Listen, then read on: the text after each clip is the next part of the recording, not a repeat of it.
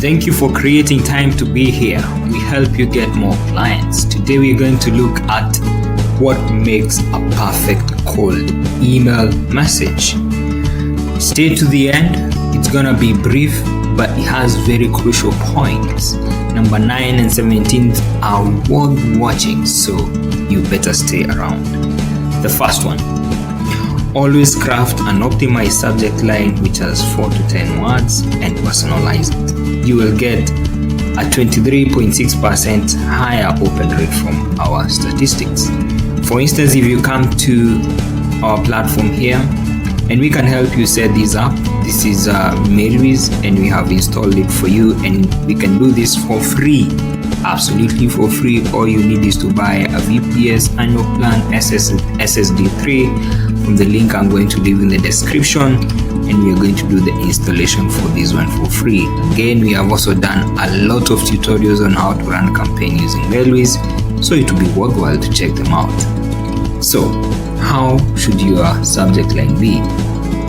Number 1, we are saying it should be brief, 4 to 10 words, and number 2, it should be personalized, and also it should be very curious, so that a person would want to know, what is this person talking about? If, for instance, I say, how about this? Is this what you wanted? Or ready for this? The first thing that comes to your mind will be, what is this person talking about? And the next thing that this person does is to open the email, and our goal is reached. Also, if you have the name, I recommend adding the name there. That is the element of personalization. If you have the name of the person that you are sending this email to, you'll have a high open rate. The next thing that you want to know is avoid generic cold email templates. We are used to this. We have no more cold email templates.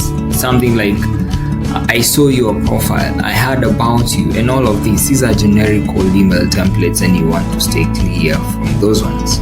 Again, you also want to ensure that you use random content, as I am going to demonstrate using this platform here. So if I hit save and next, here is my message here. Number 1, I am recommending that always use random content. As you can see here, it is basically a syntax. So the first person is going to receive hey, the other person is going to receive hello, the other person is going to receive hey. So the same applies to each and every sentence. This one is one sentence, but it has 10 variation of the same. One person will receive probably the first variation, another person will receive another variation of the same. But if you note here, I have only 1, 2, 3, 4 sentences. So ensure that you are not overly wordy in your email. People don't have time to read all of that. The other point that you want to take note of is always understand your prospects. Understand their demographic, interest, and preferences. I mean, this is basic, but it is not always basic. Imagine you're sending an email to a region that does not probably use the language in which the email has been sent from. Maybe you're sending an email to France and you sent it in Portuguese. Definitely, a person will know something is off here. So always understand the people whom you are targeting, so that you're able to personalize in terms of their language, their needs, and their preferences. The other thing that you want to note is keep the email content 50 to 125 words. I have already mentioned that. Keep it brief. People don't have a lot of time to read all of that. Another thing is always ensure that you write a friendly and clear and concise emails using simple language. I cannot overemphasize enough. It is not a chance for you to do jargon. It is a chance for you to be simple, clear, and straightforward. The other thing that you want to do when you are writing your email is address the prospect pain points, ensure that you understand their problems and you're offering them a solution. So this is very important, and one of the things that people get it wrong is whereby they go all out telling them about they have this product, it's gonna help them make millions. I mean, have you first analyzed the problem through which the prospect is going through? So if, for instance, I'm looking for maybe a car, and then I receive an email that it's giving some details around how to go about car purchase or car financing, or the details around a car, I'll feel this person understands me and they have interest. Apart from them making money out of me, they have my interest at heart as well. The other bit is always proofread your emails and avoid grammatical errors before sending to maintain professionalism. This is something else that people don't take note of. If you send an email that has grammatical errors or spelling errors, there's a high possibility that you will be ignored, especially if you're sending this to people whose English is their first language, or the language through which you're communicating with is their first language. So take note of that. The other bit is send your emails at optimal times. I mean, nobody's going to read your email at 2 a.m. So always send your email at optimal time. You need to understand which is the optimal time through which an email can be easily read and acted on, majorly during the day, and most importantly, if you can do it early mornings, especially on Monday. If you're not doing a lot of emails, the better. You will get a lot of reaction from your email. The other bit is to always personalize emails using recipient name and highlight your product that solves their issue. So if you come here and you check these, you will see that I've noted the name of this person. I also know that these people have already registered a domain. I know where they have registered this domain from. I'm basically hitting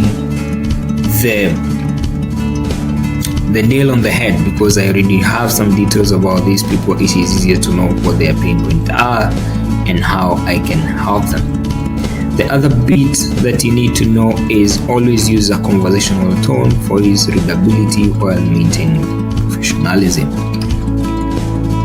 The essence of this is to make it easy, just like the way you can be talking to a friend. The tone is usually light-hearted and easy to follow. So you want to balance between a very formal tone and one that is conversational and easy. Strike a balance between that so that a person can easily be able to know what you're talking about and feel easy to respond to you. The other thing that you need to take care of is in regards to follow-ups. Follow-ups are important, but you also need to take caution that you don't turn out to be a nuisance whereby you're sending a lot of follow-ups.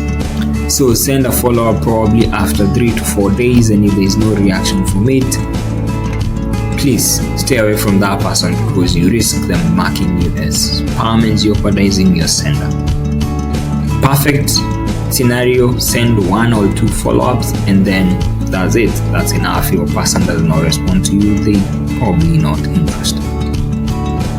The other point is you need to keep on testing what works and what doesn't work.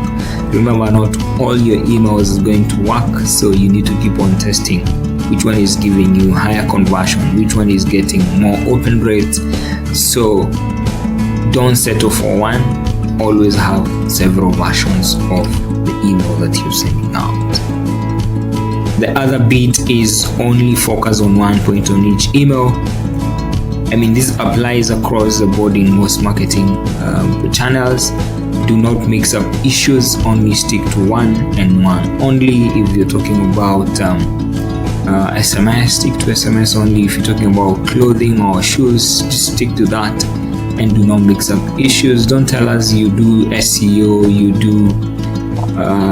do video, you also do e-commerce. You sound like you're all over. So stick to one issue. Don't actually talk about your product in your first email. Don't talk about your product in your first email. Focus on the recipient and at least getting a booking of a meeting or a reply of some sort before you can tell them more about the product that you are offering. The other thing is include a short and trust-building signature. I think this is also very important, whereby you have your name, your job title, contact number, and website address. And this helps a lot in building trust, because this is a person that does not know you. Something else is always to have a call to action, so that people know what next from here. Probably you want to engage them in a meeting. Probably you want to take them to maybe a link or a video so that they can view more information and get back to you. Always have a call to action when it comes to your email. And lastly, but not the least, always avoid attachments in cold emails, as they may be perceived as spam.